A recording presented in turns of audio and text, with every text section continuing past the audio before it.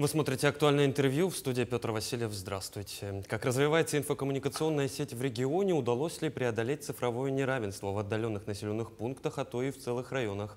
Об этом нам сегодня расскажет гость студии Андрей Суслов, заместитель министра инноваций, цифрового развития и инфокоммуникационных технологий Республики Саха-Якутия. Андрей Владимирович, здравствуйте. Здравствуйте. Ну, давайте начнем с первого вопроса. Сколько сегодня населенных пунктов имеет доступ к сети интернет? На территории республики доступ к интернету имеет 536 населенных пунктов, что составляет 99% всей территории нашей республики. Из них 379 населенных пунктов, это 92%, имеют высокоскоростной интернет, который проходит по наземным линиям связи. В основном это волоконно-оптические линии связи. На территории республики проложено более 13 тысяч километров ВОЛС. Данный результат считается одним из наивысших на территории Дальнего Востока. Также к высокоскоростным линиям у нас полностью оцифрованы и подключены 11 районных центров нашей республики. Ну, я насколько понимаю, это же еще не предел, есть еще куда расти и развиваться. Какие дальнейшие планы? У нас планы очень грандиозные. В данном моменте с 2021 года у нас стартовал федеральный проект «Полярный экспресс». Это трансатлантический проект. Он будет проложен с Мурманска до Владивостока. Основная его задача – это сопровождение морских судов по морскому пути. И согласно этого было принято решение правительством республики. Было подписано соглашение между оператором, который будет строить эту трансатлантическую волоконно-оптическую подводную ВОЛС. Соглашение о том, что в 2025 году планируется прийти в порт Тикси. И из порта Тикси у нас наш оператор региональный Arctic Telecom будет подключать к волоконно-оптическую линию сам поселок Тикси. И в будущем данная ВОЛС поможет нам зарезервировать каналы сети интернет. То есть, проще говоря, вот этот вот Полярный экспресс, он не только позволит обеспечить интернетом Северный морской путь, ну то есть вот корабли, да, насколько я понимаю? Мы, да, полностью будем резервироваться и будем подключать именно Булунский район Тикси. Кроме этого, мы уже заранее региональным оператором Arctic Telecom уже проходит так называемая последняя миля, то есть в самом Тикси организуется строительство там, по системе GPON, сети домовладения, чтобы в будущем как бы уже будет организована готовая сеть для подключения именно к высокоскоростному интернету. Ну, мы сейчас с вами поговорили о Булунском районе, это Тикси. Как с интернетом в других арктических районах, допустим, Аймиконском, Оленёкском, Анабарском районе? Ну вот еще каких-то, если так вот взять, 4 года назад мы мечтали только о том, что именно в заполярный круг может прийти там интернет высокоскоростной, даже, ну, фактически и только мечтали об этом. Но на сегодняшний день, благодаря усилиям главы республики, правительства, операторов связи, там у нас два района республики, это Оленёкский район и Анабарский, построена высокоскоростная линия связи. За ними сразу пришли мобильные операторы, которые сразу подключили мобильный интернет по диапазоне 4G. То есть население стало пользоваться не только услугами интернета, то есть они смогли заказывать, и увеличилось по практике у нас это почтовое отправление, сразу увеличилось это мелкие посылки, то есть люди стали больше заказывать и смотреть интернет-магазины, плюс появилась возможность населению получать дистанционное образование. Ну и самое главное, конечно, общаться с родными, близкими, которые находятся за пределами республики или в городе там, Якутске. То есть, ну, и этот, но на данном проекте мы не останавливаемся. У нас компания Ростелеком продолжает строительство в Анабарском районе. И у нас по плану декабрь месяц прийти в отдаленный населенный пункт Урин-Хая. Этот населенный пункт уже фактически находится на побережье моря Лаптевых. То есть это будет самый отдаленный поселок арктический, куда придет высокоскоростной интернет. Кроме этого, благодаря нашему главе республики Арсену Сергеевичу, правительству, был одобрен проект, который сейчас будет стартовать. Это «Синергия Арктики», где все 11 районных центров будут подключены к высокоскоростному интернету. Протяженность данного маршрута будет более 7000 километров. Срок реализации рассчитан на 3 года.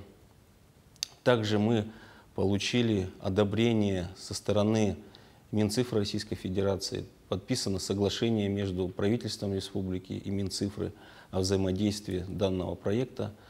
Это будет софинансирование со стороны республиканского бюджета и со стороны федерального бюджета, то есть 50 на 50. Данный проект у нас также рассчитывается и на несколько этапов. То есть в первый этап у нас попадает прокладка 2000 километров ВОЛС, население порядка там 20 тысяч попадет как раз под подключение. Ну и первым этапом было принято решение Арсеном Сергеевичем, что мы подключим районный центр Жиганский. Проект начинается с Кирова до Жиганска, охватит 3 населенных пункта в районе. Его протяженность 373 километра. Ростелеком планирует завершить данный проект, то есть до конца текущего года, 2024 года тоже.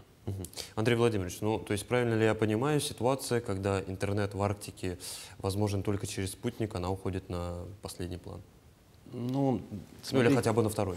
Ну, смотрите, то есть спутник — это очень такая тоже перспективная и дальновидное тоже решение. То есть оно и будет дальше как бы развиваться, потому что мы сейчас как раз планируем у себя в республике подготовить комплексный план развития именно сети связи, в том числе и спутниковая группировка. На сегодняшний день есть трудности в том, что сам спутниковый ресурс, он дорогой. А дорогой в том, что у нас большое покрытие, которое на сегодняшний день есть, оптическое, оно в основном идет за счет спутникового, и ресурса его просто не хватает, его мало. То есть очень много там занятых полос. И в связи как раз с строительством волоконно-оптической линии в арктические районы, это 11 районов, то есть будет освобождение, но не все там населенные пункты, особенно труднодоступные, они не попадут. Здесь там тоже есть там трудности, да, там рельефы местности, там, ну и отдаленности. И за счет этого, то есть спутниковый ресурс, он, конечно, то есть увеличится в разы, то есть появятся полосы, да, свободные. И цена тоже будет падать. Ну и такие решения уже у нас на сегодняшний день есть. Мы вот сейчас, есть такой вот тоже проект, который, да, у нас вот компания Ростелеком подключает отдаленные населенные пункты и мобильный интернет через спутниковые ресурсы. Андрей Владимирович, а как обстоят дела с интернетом в центральной группе районов? Вот у нас бывают прецеденты, когда сбивают какой-то определенный столб, и без интернета остается большая часть центральных районов республики. Как с безопасностью, бесперебойностью интернета у нас в центре? Ну, над этим вопросом мы решаем, решение у нас есть, то есть есть и у нас резервы, но основная болевая точка, которую мы сейчас вот решаем, это у нас переход через Лену. Вот здесь у нас есть трудности, то есть у нас в основном это идет по линии энергетиков. У нас магистраль через Лену, в основном это магистральные провайдеры Ростелеком и Транстелеком. И вот здесь у нас, конечно, есть уязвимые места, на которые мы тоже работаем. Есть канал, который у нас идет через ВСТО, через Залекминск на Мирный, который тоже резервируется. Но вот были случаи, которые вот мы тоже попадали. Сейчас идет, да, вот строительство железной дороги, и там у нас было, что магистральные у нас там рвали эти кабеля. И мы как бы вот резервировали население уже здесь. Плюс у нас резервирование здесь с операторами в городе Якутске, через Ростелеком, через релейные мосты тоже организовано, чтобы связь она была. То есть этими вопросами, то есть мы тоже работаем, министерство, на постоянной основе. Ну, я предлагаю еще поговорить про федеральный проект устранения цифрового неравенства 2.0. Как он реализуется у нас в республике? Данный проект, это очень хороший проект, я вот считаю, что он очень правильный, потому что у нас территория огромная и очень много населенных пунктов, которые у нас население маленькое, как вот 100, от 100 до 500. В связи с этим Министерство цифры Российской Федерации запустило проект с 2021 года, он стартовал. Данный проект осуществляется за счет голосования, онлайн-голосования через портал госуслуги. То есть каждый гражданин, достигший 18-летия в республике, может проголосовать за любой населенный пункт, который ему нравится, или там родственники живут, или сам там жил, или проживает.